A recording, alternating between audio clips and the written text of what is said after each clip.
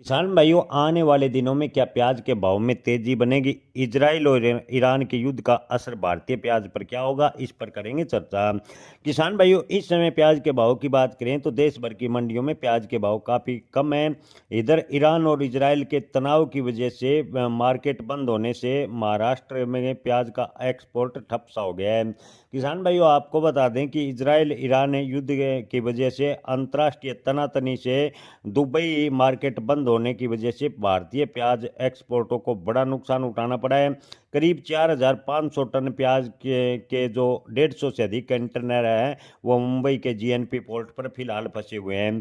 यहाँ किसान भाइयों, आपको एक बार फिर बता दें कि करीब 4,500 मैट्रिक टन प्याज के 150 कंटेनर मुंबई के जीएनपी पोर्ट पर फंसे हुए हैं, जिससे किसान और एक्सपोर्ट को भारी नुकसान का सामना करना पड़ रहा है। ईरान में युद्ध का असर भारतीय प्याज एक्सपोर्ट पर साफ देखने को मिला है।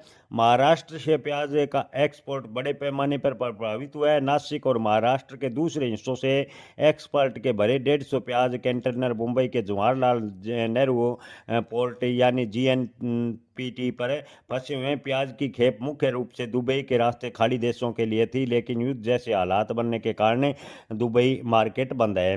हर कंटेनर में औसतन लगभग 30 टन प्याज है और जीएनपीटी पर लगभग 150 कंटेनर हैं। आपको बता दें कि इस बात की किसानों को चिंता में डाल दिया है कि अगर प्याज का एक्सपोर्ट बंद हुआ और लंबे समय तक युद्ध चला तो भारतीय प्याज के किसानों के हालात काफ़ी ख़राब होंगे।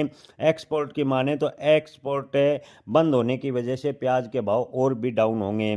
किसानों को पहले ही प्याज के भाव कम मिल रहे थे। अंतर्राष्ट्रीय तनाव की वजह से अगर निर्यात प्रभावित हुआ तो प्याज के भाव बेहद ही कम होंगे। प्याज के खरीदार तक मिलने मुश्किल हो जाएंगे। एक्सपोर्टों का कहना है कि कंटेनर जो पहले से लोड थे उन्हें अब उतारना पड़ सकता है। उन्होंने कहा कि गल्फ के अलावा बड़ी प्रॉब्लम यह है कि यूरोप जाने वाला हमारा सारा माल है जो कार्गो के इसी रास्ते से जाता है, अब फिर फंस गए हैं। उनके मुताबिक भारत से यूरोप के लिए ट्रांजिट कुछ महीने पहले स्टेबल हुए थे। उन्होंने कहा अब उन्हें सवेज से यात्राएं बंद करनी पड़ेगी और सभी को कैंप ऑफ गुड होप पर डाइवर्ट किया जा रहा है।